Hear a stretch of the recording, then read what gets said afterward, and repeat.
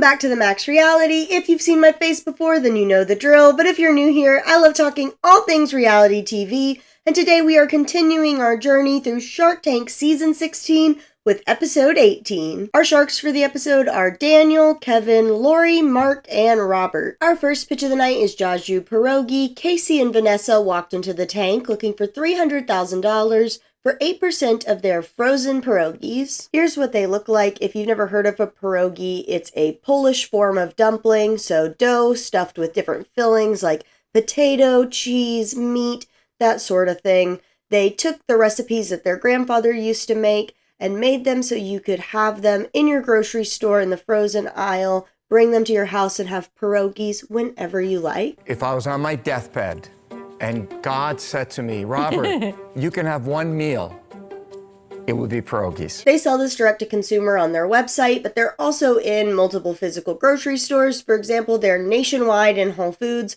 They're also in places like Sprouts, Fresh Market, among a few others. Their bag of 12 cost them $3.89 to make. It wholesales for $6.33, and their MSRP is between $9.99 and $10.99. We didn't get exactly how long they were in business. Sales, we literally just got that they were projected to do $2.7 million this year. So I'm not exactly sure when all of it started, but that's what we get. Unfortunately, we do not have a profitable company. Last year, they lost $100,000, and they say this is because of a poor negotiation with a major grocery chain they were going to go into that led them to needing to raise money. The amount of money they raised was $400,000 at a $2.25 million valuation, giving away about 18% of their company. One of the very first concerns raised among the sharks is the fact that today in the Shark Tank, they've come in with a valuation of $3.75 million, when less than a year ago, they were valuing it at $2.25 million. And they defend this by saying at the time they weren't nationwide with Whole Foods yet,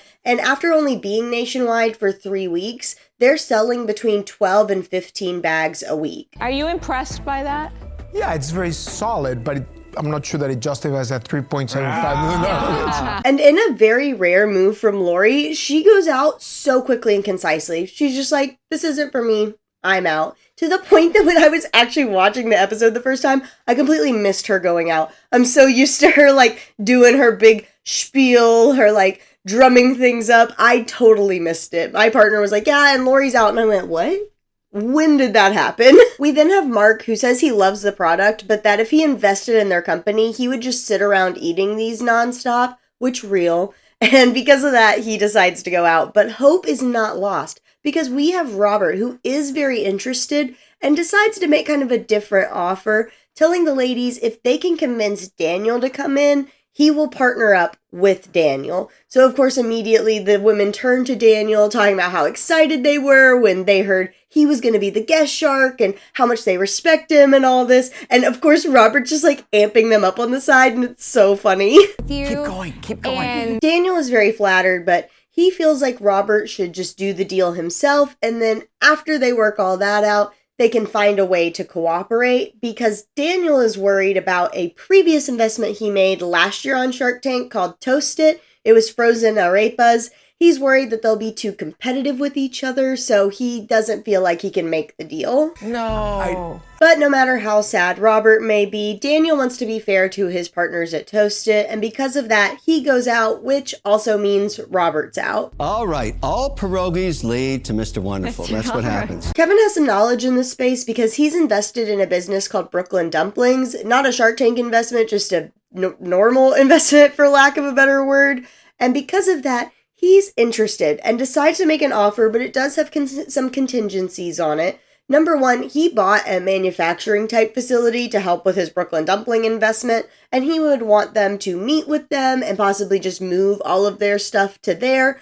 Also, Kevin works with some of the biggest distributors and co-packers, and he would also want them using those resources as well. If they can agree to all that, his offer is $300,000 for 20%. I have a question.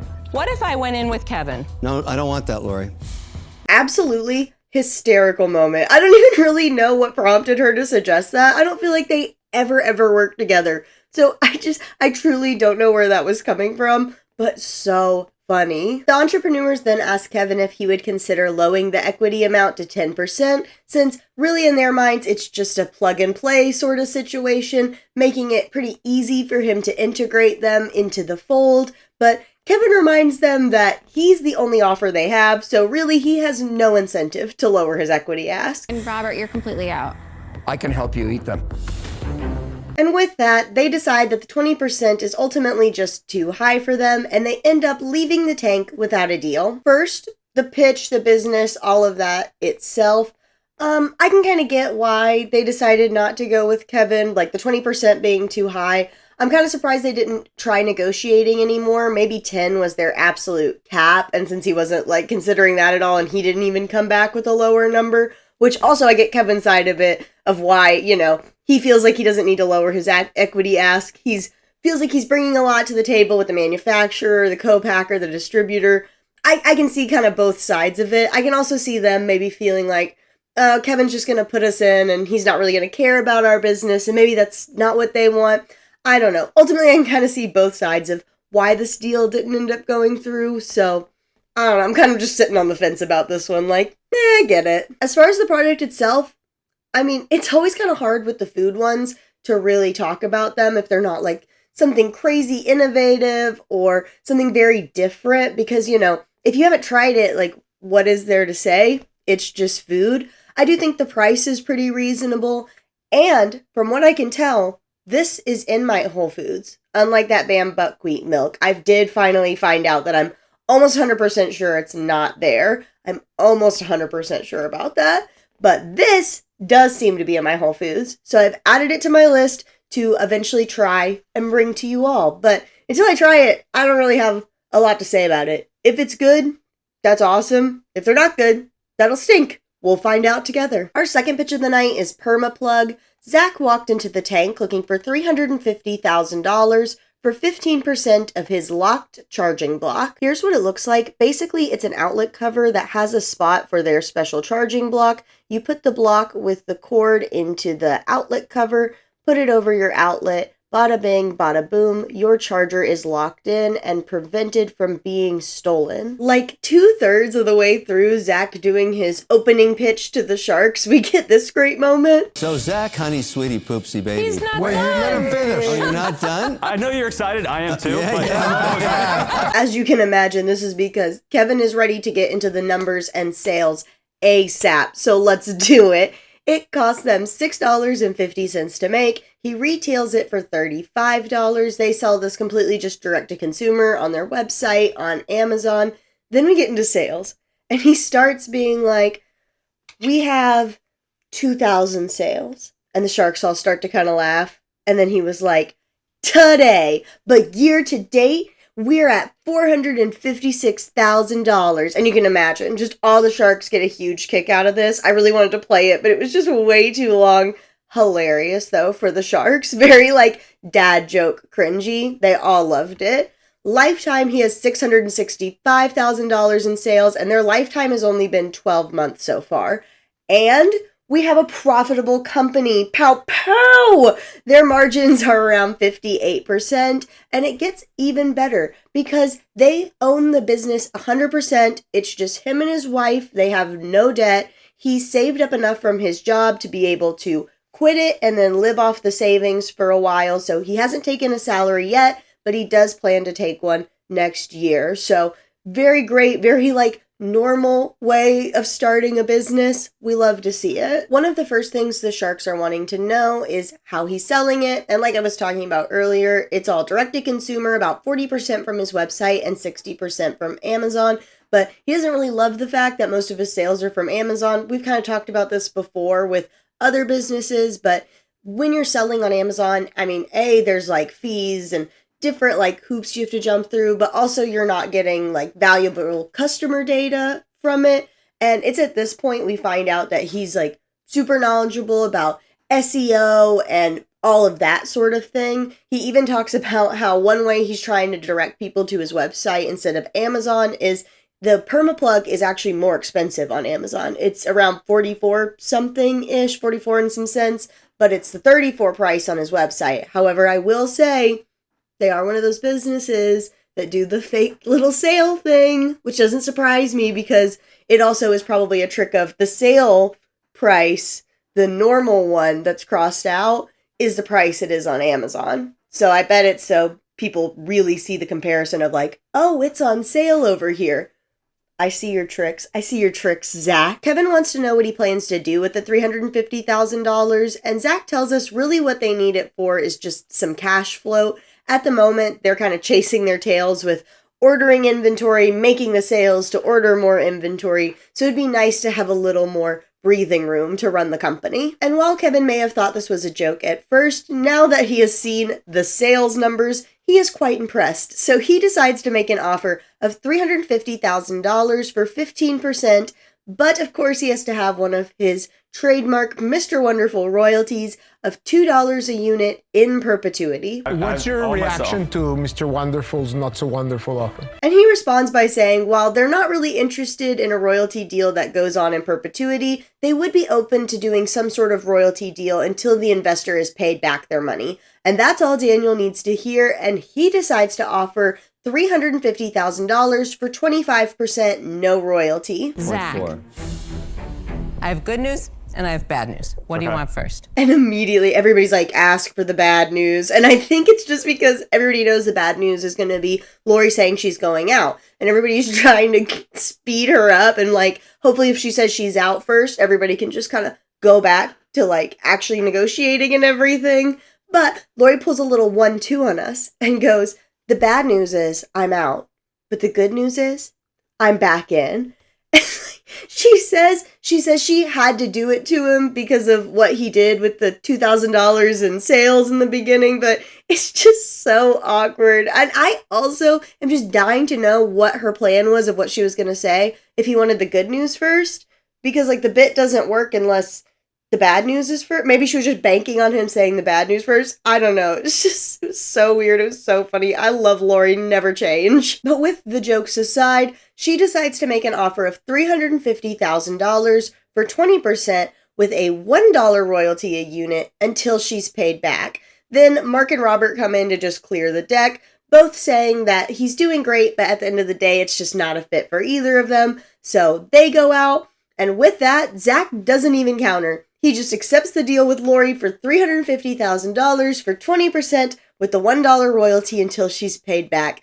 Tied it up in a nice little bow, easy peasy. So first we have to take a second to talk about Zach. When he first came up, he felt super familiar to me, but I just thought it was because I went to school in the DFW area, and so a lot of men in Dallas-Fort Worth just kind of do look like that. They all like that puffy vest, like long sleeve button-up look. I was like, that's probably what it was. Just feels like college again.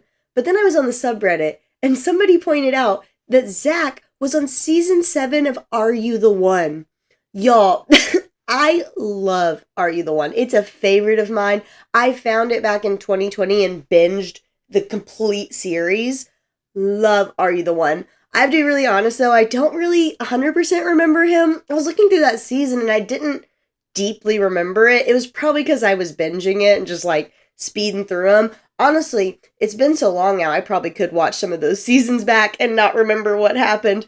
But so funny. I was reading some stuff about him on Are You the One? He seemed to be like the bad boy one, like bad boy, will he find love again? Which is just so funny. I may have to go back and watch that season just because how funny. Like, love it. Love when weird connections like that happen. I died when I read that, so thank you to that person on Reddit for having that information in their head. Hilarious. As far as the product goes, this was the first time in a while that he came into the tank, and I had already seen the product before. I 100% have seen this on TikTok floating around, and it came up, and I said, oh, yep, I've seen that. That's the first time it's happened in a minute. It happened a lot more last season. Maybe that's just to say how much I was on those apps those 2 different times. But very fun for me because I was like, hey, I actually know what this is going to be and how it works. At this stage of my life, it's not really something I need. I'm mostly home and I just got to the point where I bought chargers for each of the spots that I like to be able to charge my phone.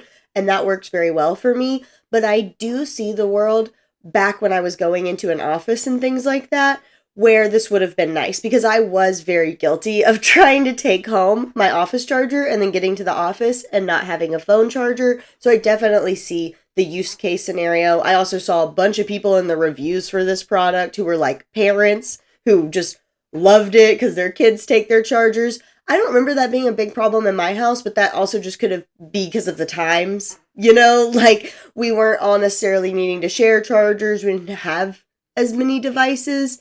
I just feel like we each had our chargers in our spots and we didn't lose them a lot. I also just might not be remembering this because I was the kid who would have been taking them. But overall, I definitely see the use case. It's a simple, solution-based product, which y'all know if you've seen my videos before, I love. And they're a profitable company. So honestly, good for him. Also, I think Lori is a great partner for him. She loves these like gimmicky, not in a bad way, but gimmicky gadget sort of things. She's very good at making them take off. So I'm happy for them and I wish him nothing but the best. I have no bad things to say about this one. Our third pitch of the night is Fanion. Glenn and Madison walked into the tank looking for $90,000 for 15% of their fan for cutting onions. Here it is, very self-explanatory, just a little battery-powered fan that you can turn on to help alleviate the symptoms that come when cutting onions. It costs them $8.09 to make, and they retail it for $19.99. So far, they've been in business about 7 months and have done $28,000 in sales. All of this is very reasonable. Very fine, just for a little fun kitchen gadget, until we get into how much they've put in. And that number is $468,000. Hello, that's a lot of crying over onions. And they've quite literally just gone like all in on this. Number one, he works as the vice president of a large poultry company, so he had some cash that he was able to put in. Along with that, they've taken out lines of credit, including taking out a home equity loan on their house. As you can imagine, the very first question from the Sharks is, what was all that money used for? And number one, they spent about $17,000 to $18,000 on advertising, but the big ticket item is inventory. They bought 31,000 units of inventory, which equals $250,000 their cost. Then Kevin wants to know what their customer acquisition cost is, and Mark ends up having to help them out with this math a little bit, and we determine it's around $10, which, if you include how much it costs to make the product, it means that they're making practically no money when they sell one of these. So of course then Robert asks the question I think all of us are wondering, which is, what is their plan to sell this massive amount of inventory they have? And they let us know that's why they're here today, because they know their customers are out there, but they just need help reaching them because there's nothing else like this out there. Maybe there's a reason why there's not a product out there like it. And this begins our avalanche of Sharks going out. First, we have Mark, who just thinks the product is overall too niche, and he's out. Then we have Lori, who pulls another rare move for her and gives some very just logical sound advice instead of going on one of her random little tangents. Her advice is they should just try to sell off all this inventory at cost to just break even, because sitting on this much inventory is just not great. We've talked about it before this season. I don't remember what company it was who had a similar issue where they were just sitting on a bunch of inventory. It's just not great. You do not want to be sitting on this amount of inventory. And because of the journey they're going to be on, it's a rough road, and Lori doesn't want to be on it with them, so she's out. Then we have Kevin, who just echoes the other Sharks, agreeing with them, but also gives us a funny little line on the way out. 31,000 units, that's worth crying about, not the onion. I can't help you because I can't help you. We then have Robert, who once again is just echoing all the other sentiments the Sharks have been saying. He even says that it might be worth just selling the inventory at a loss just to get rid of it. And with that, he's out. We then have Daniel, who feels like all the Sharks are being way too melodramatic. He also loves the father and daughter bond between the pair, but none of that is enough to make him invest, because he also goes out, which unfortunately means the pair leave the tank without a deal. This one just made my head hurt for so many different reasons. My just initial thoughts, feelings is I'm number one with the Sharks. Spending that much, sinking that much into just physical inventory, absolutely wild. Also, for this man to be the VP at a company, it doesn't even matter what the company is. I just feel like that basic level of like, maybe we shouldn't put that much risk into this business that's like a one-off, kitschy, as they said, like a kitschy little gadget. Why? It's just shocking to me. It literally leaves me speechless when I think about it. I can't comprehend it, and it makes me just upset.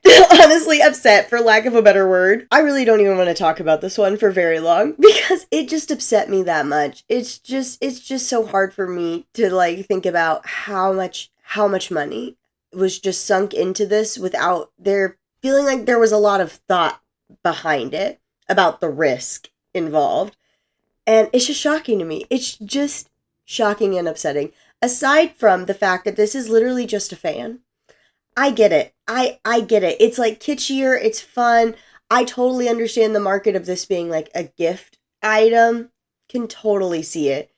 But it is just a fan at the end of the day. Like, I just, like when I watched this pitch the first time, I actively didn't want to rewatch it for notes. I haven't felt that way in a while, where I was just like, I don't want to have to see this one again because it's just upsetting on 100 different levels. I will say they did listen to some piece of the Sharks' advice because it is now $14.99, so they have lowered it some.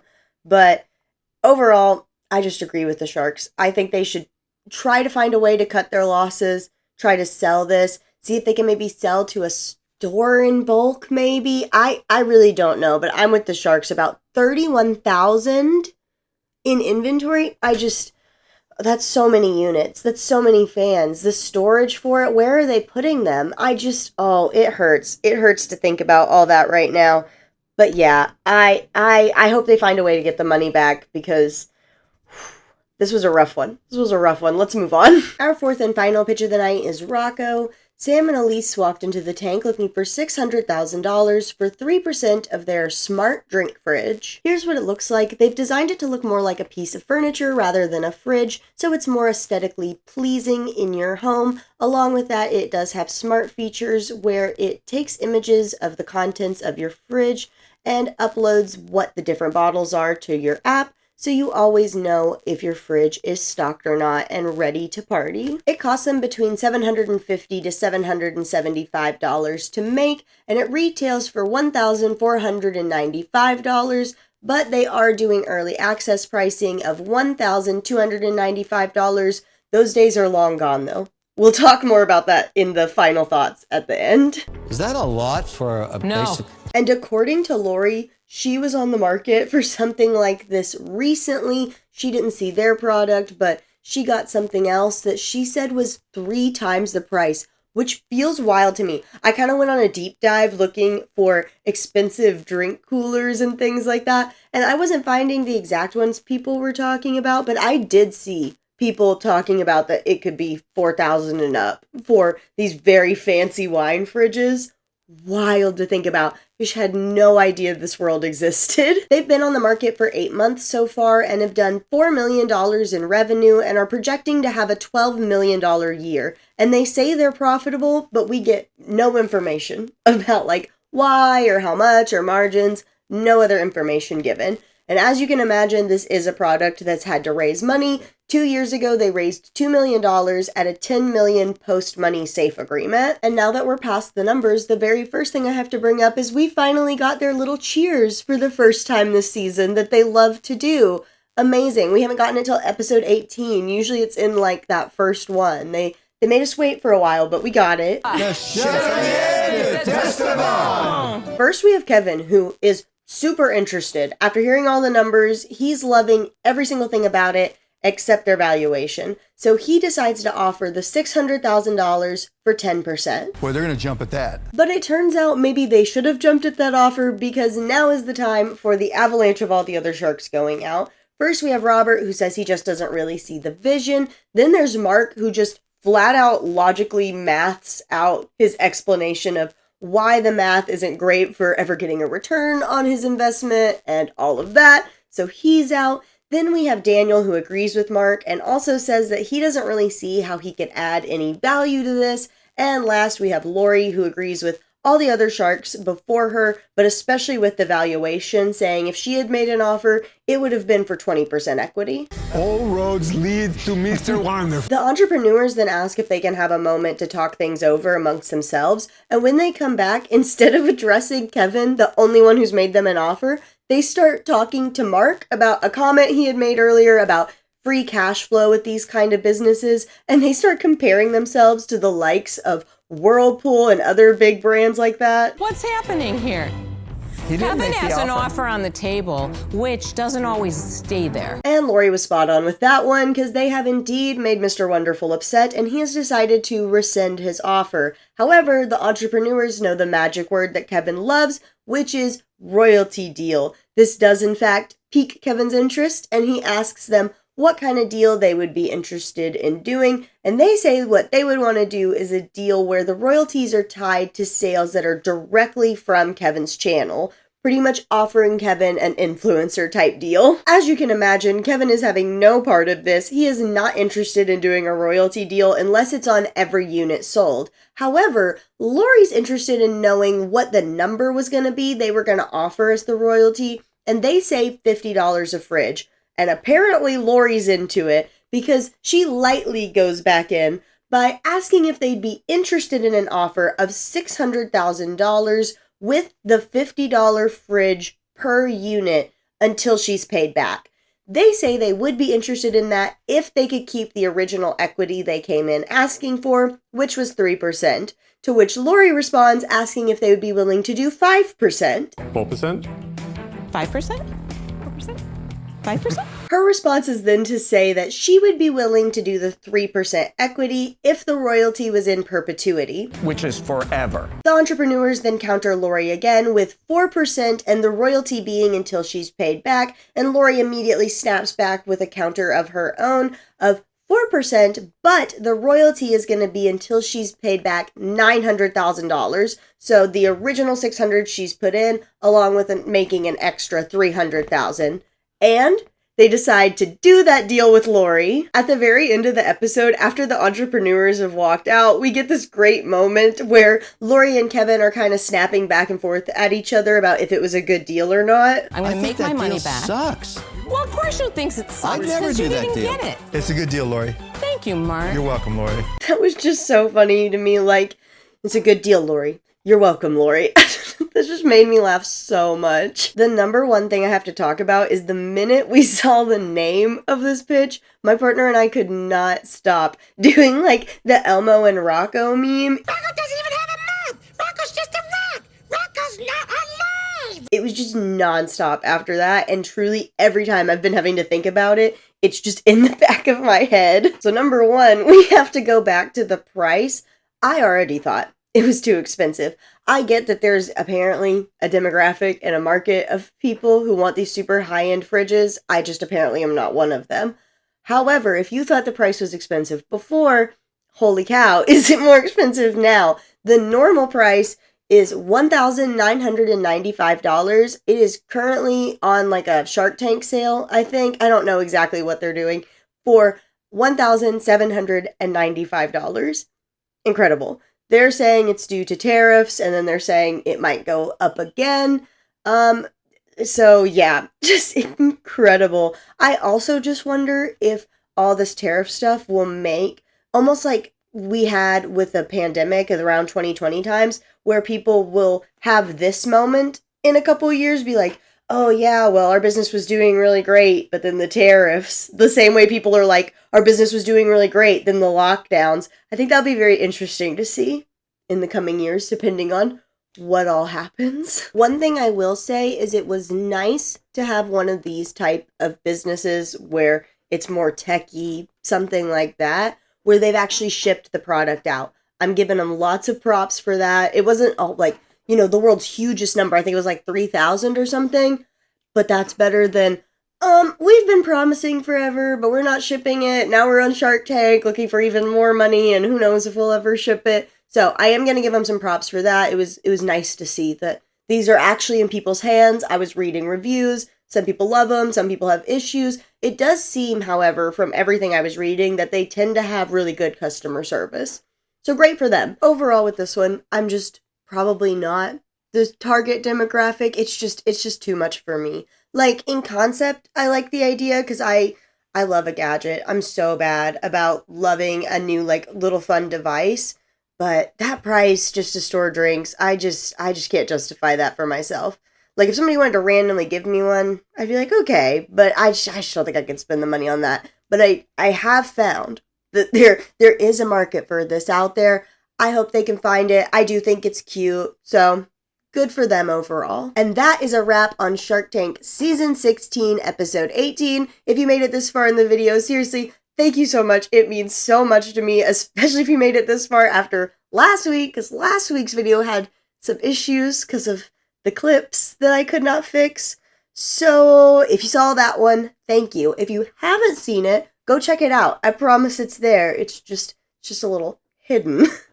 As always, I want to hear your thoughts, feelings, opinions, comments, all that and more down below. If you liked the video, don't forget to like it. If you like reality TV, Shark Tank recaps, Shark Tank product reviews, any and all of that, check out the channel and subscribe because it's a good time over here. And until then, I'll see y'all in the next one.